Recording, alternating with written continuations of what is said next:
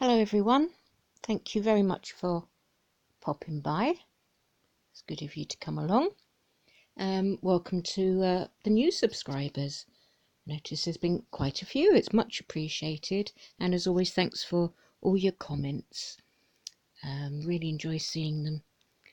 So I was just having a little think to myself, and I was remembering something that I was comparing to Watchtower. When I was just coming up to 20, and I used to sort of struggle a bit, as we all do at that age. I used to have all these feelings of love in my heart and things, but love had been very conditional. It could be and would be taken away sometimes, well, just about always, with no rhyme or reason. Sounding familiar? Right, okay. And at that time, I met this lovely old couple. I hadn't known them long at all. They'd had a really interesting life. They were of retirement age, but still working. How do I turn off those notices? Anyway, they were still working, very very gentle, very wise, and they'd had to flee their country. These sort of dictators moved in, and they fled with nothing, absolutely nothing. And then they from that they built up a charity that was getting orphans living in slums, just sleeping on the streets, getting them homed with families and things. So they were interesting, and they obviously saw this aspect in me about, I was, if I saw something that I loved, I would like hang on to it, whatever it was or whoever it was, because it could be gone so easy. And they just said to me very gently, they said, love is like sand. So, I'm a bit slow.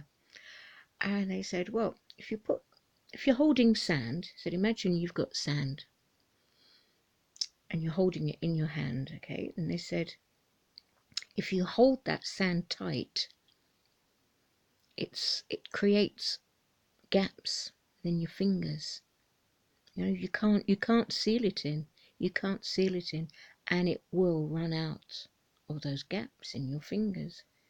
They said, but if you hold it on your open hand, just leave your hand open with the sand on top, it will stay there. And that thought has stayed with me. I'm not saying that I've always been able to do that, not at all. I've had to learn slowly. But of course, it's going to make me think of Watchtower at this point, isn't it? Because how do they hold on to the people that they love? And in turn, how do they say that Jehovah is holding on to the people who he loves?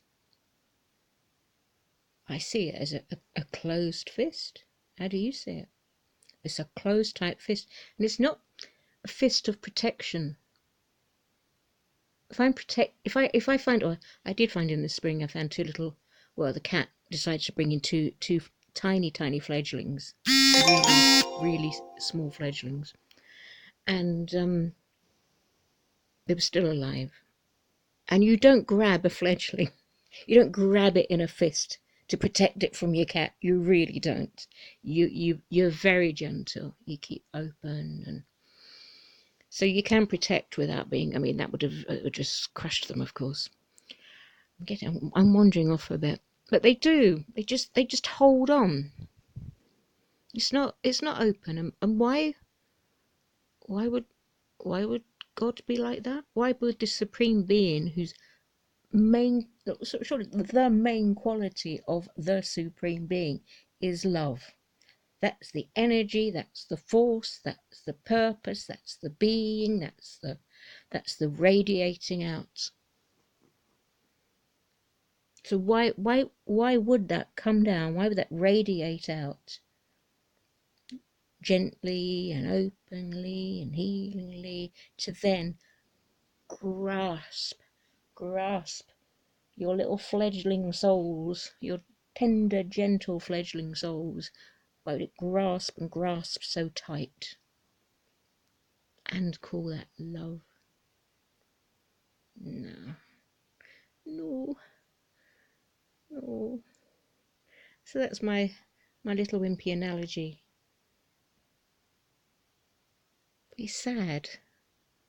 It's sad because people are contained, as you know. But I have to keep reminding myself they're contained by a closed, tight fist. And that's why they're leaking out. That's why you guys are escaping. You can't stay in there. That's why you got out. Had they held you gently, okay, some other, maybe other things that you think, well, I don't believe that, I'm a atheist or some other path, so I'm leaving for that. But how many of you had it been love, like really, had it been love, would you still be there? Okay, thanks for listening. Sorry for those bling bling blings. I don't know how to turn things off or on. All the best to everyone. Bye.